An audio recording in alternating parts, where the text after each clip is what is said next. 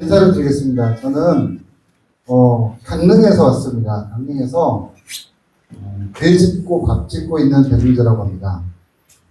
얼터랙티브 살롱이라는 조그만 예약제 식당을 운영하고 있고요.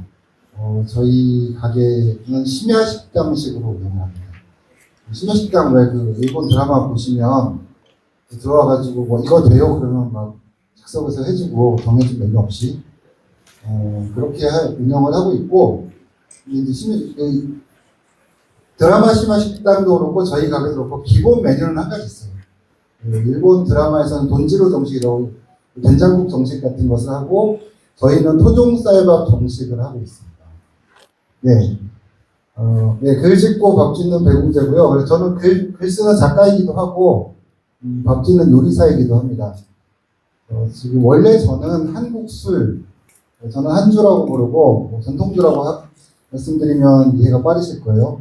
이 전통주, 한주 관련된 일을 지금 10여 년째 하고 있습니다. 그래서 제가 책도 썼고, 제가 서울에서부터 전문점도 운영을 하고, 어디 뭐 대회 같은데 이제 심사도 하고, 어디 여러 군데 기부도 하고, 그래서 지금 한국 술과 관련해서 제가 쓴 테이스팅 노트가 800개가 넘고요. 그게 이제 제 블로그라든지 브런치라든지 이런 다 보실 수가 있습니다. 그리고 제가 이제 뉴스레터를 통해서 뉴스레터 구독자들한테 제일 먼저 전달을 해드리고, 시간차를 두고 다른 SNS를 통해서 소개를 하고 있습니다. 오늘은 제가 토종쌀 브랜드 마케터라는 입장에서 말씀을 드리고 싶어요. 우리가 이제 이 쌀이라는 게 누군가 소비를 해줘야 되는데, 아까 뭐 여러 가지 이유, 이제 그런 장점들이기도 하지만 사실은 쌀값이 굉장히 비싸지는 원인이기도 합니다. 그래서 아마 농사 지으시면서 쌀 파는데 어쨌든 쉽지는 않으실 거예요. 사람이 이제 쌀을 소비하는 방식이 여러 가지가 있지만, 사실 우리나라에서 절대적으로 가장 많이 소비되는 건 역시 밥입니다. 밥으로 소비되는 게 절반이 넘고, 술, 떡, 이렇게 다른 가공식품 이런 거 다 합쳐도 밥 한 가지보다 적습니다. 그래서 제가 토종쌀 얘기를 하면 여러 가지 좋은 가치 이런 얘기도 하지만, 사실 소비자 입장에서 제일 궁금한 거는 두 가지예요. 하나는 가격, 또 하나는 이게 맛이냐. 제가 이제 쌀을 받아서 요리사니까 밥을 지어서 먹어봤습니다. 보면 밥이 맛있더라고요. 그 맛있는 쌀을 어떻게 판매할 것인지 그 부분에 대해서 좀 얘기를 해보고 싶습니다. 그래서 맛있는 밥을 짓기 위해서는 이제 여기도 그렇고 대부분 우리나라는 전기밥솥을 사용하세요. 대충 이렇게 쌀 대충 한 2번 헹궈가지고 백미 취사 누르고 20분 기다리면 나오는 그걸 드시는 거예요. 한국 사람들은 밥 먹는다 그럴 때, 밥 먹으러 가자 그러면서 식당 고를 때 밥을 고르진 않죠. 반찬을 골라요.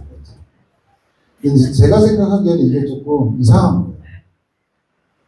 저도 맛집 파워블로그를 10몇 년째 하면서 제가 여러분 여기는 밥이 맛있으니까 꼭 가보세요라고 추천할 집이 그리고 한 제 손가락에도 꼽을까 말까요. 그게 지금 우리나라 식문화의 어떤 현실이고 좀 이상한 거예요. 맛있는 빵집이 있으면 저는 주문진 사는데 강릉 시내까지 막 20km 차를 달려서 오전 중에 줄 서가지고 빵 사오고 그러기도 합니다. 근데 사실 밥은 그렇게 해본 적이 한 번도 없어요. 저 스스로도. 그래서 이제 그 부분을 바꾸는 게 사실은 우리가 이 토종쌀이 앞으로 얼마나 사람들한테 많이 소개되고 소비가 되느냐의 관건이라고 생각하고요. 제 뉴스레터는 이렇게 쓰여집니다. 지금 하나의 예를 들자면, 저 사진은 지금 오픈농장 사진첩에서 제가 이제 가져온 거고, 그 별을 소개를 하고 기본적으로 제가 밥을 지어보니까 어떻더라. 기본적으로 우리 지금 계량종 쌀 같은 경우에는 그래요. 저도 그냥 밥 먹으면 잘 구별 못합니다. 육종의 방향이 똑같아요. 우리나라 모든 쌀은 어느 지역에서 계량을 하든지 그 기준이 되는 것들이 거의 비슷비슷합니다. 그래서 우리 쌀은 예전부터 그런 다양성을 갖고 있었고, 아쉽게 450종밖에 안 남아있지만, 사실 450종이라는 것도 지금 현대사회에서 세계 어디를 봐도 이 정도 다양한 그 주곡을 갖고 있는 나라가 거의 없습니다. 네.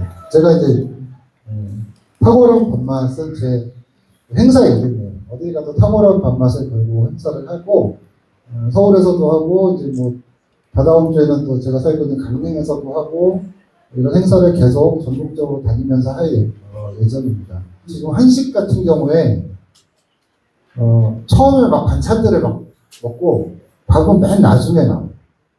그래서 살찐다고 또 그 밥 다 안 드시는 분들도 많으시고. 근데 저는 밥이 제일 먼저 나옵니다. 밥만부터 보시고 그 다음에 술도 드시고 다른 음식도 드시면 이런 식으로 합니다. 그리고 그렇게 했을 때 아까도 말씀드렸지만 정말 밥맛에 대해서 평이 너무 좋으세요. 제가 외식업을 지금 10여 년째 하고 있는데 어떤 분은 먹다가 너무 배불러서 내가 이 밥을 다 못 먹겠는데 남은 밥을 싸달라고 그러시는 분이 계셨어요. 저는 진짜 그런 건 처음 봤거든요. 그리고 이제 요거는 제가 이번 그 설에 제작을 했던 선물 세트예요. 선물 세트도 반응이 괜찮았습니다. 밥 잘 짓는 법이 일반적인 방법이 있고 쌀마다 제가 생각하는 이 밥을 이렇게 지어야 됩니다라는 것들이 있어요. 저게 사실 4페이지짜리인데 지금 뭐 이렇게 관계상 이렇게 했지만 그런 걸 다 써서 넣어드립니다. 토종쌀 막걸리죠. 제 행사를 할 때 술은 아직까지 이걸 쓰고 있습니다. 고급쌀 시장에 이제 킴메마이라는 이 쌀이 세계에서 제일 비싼 쌀이에요. 키로당 한 15만 원 정도 하는 쌀이고 이 쌀은 근데 특이하게도 뭐 품종이라든가 이런 걸 얘기하지 않아요. 그냥 우리가 최선을 다해서 쌀을 골랐고 잘 만들었으니까 맛있게 드세요. 포장도 보면 굉장히 고급스럽게 포장이 되어 있죠. 뭐 저런 것도 다 가격에 포함됩니다만, 근데 세계에서 두 번째로 비싼 쌀이 어디일 것 같아요? 보통 제가 이렇게 여쭤보면 뭐 한국이나 중국 쌀 아니겠어요? 이렇게 말씀하세요. 되게 이제 뭐 경제가 발전한 나라들이 물가도 비싸고 그러니까. 근데 아닙니다. 한국 쌀과 중국 쌀은 10등 안에 없어요. 2등은 인도 쌀이고 인도 쌀이 10등 안에 한 절반쯤 들어갑니다. 인도도 부자들은 되게 비싼 고급 쌀을 먹는 거예요. 이런 고급 쌀을 우리가 만들어낼 수 있으면 사실은 세계적으로 시간이 굉장히 많다는 거죠. 그래서 제가 농민들께 말씀드리고 싶은 건 이겁니다. 저 사진에 나온 게 로마네 꽁띠, 세계에서 한때는 제일 비싼 술을 생산하던 포도원인데 저기는 5,500평입니다. 저기 가보면 투어도 안 하고 시음도 안 해요. 그리고 1년에 5,500평에서 딱 6,000병 정도 포도 생산합니다. 한 평에 한 병 정도 만드는 거예요. 그런데 한 병에 수천만 원을 받으니까 매출이 100억대, 어떨 때 1,000억대까지도 나옵니다. 제가 좀 하나 제안을 드리고 싶어요. 여기 보면 이 페이스북 그룹이 있습니다. 한주 한식 모임이라고 제가 운영하는 데인데 여기 그래도 회원이 한 10,000명 정도 있는 곳이고 이 토종쌀과 관계된 여러분들이 여기 오셔가지고 좀 많은 뭐 정보들을 올리고 포스팅을 해주셨으면 좋겠어요. 그런 콘텐츠가 하나로 모일 수 있는 장이 있어야지 그래서 우리가 이 상품성에 대해서 토론도 할 수 있고 콘텐츠를 가지고 상품 개발을 할 수 있는 거죠. 제 뉴스레터 이렇게 저걸 스캔하시면 카메라 들고 스캔하시면 구독 페이지가 나오니까 저기로 스캔을 해주셔도 되고요.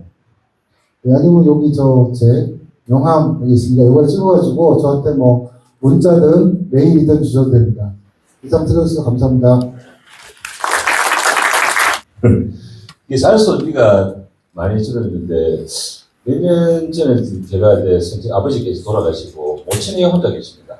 모친 어머니께서 혼자서 물론 저희들도 방문을 한 번씩 하고 하는데 어머니 집에 한 달에 쌀이 30kg 넘게 들어갑니다. 근데도 물론 이제 노동을 너무 많이 하셔가지고 허리가 좀 꺾이시는데 어머니는 병원 가신 적이 없습니다. 항상 그런 말씀을 하시더라고. 밥이 보약이다 이런 말씀을 하시더라고요. 그게 소득에 좀 관심 가지고 밥을 보약으로 생각해 주시면 배우들 대표님 말씀 판매도 좀 되지 않을까 생각합니다.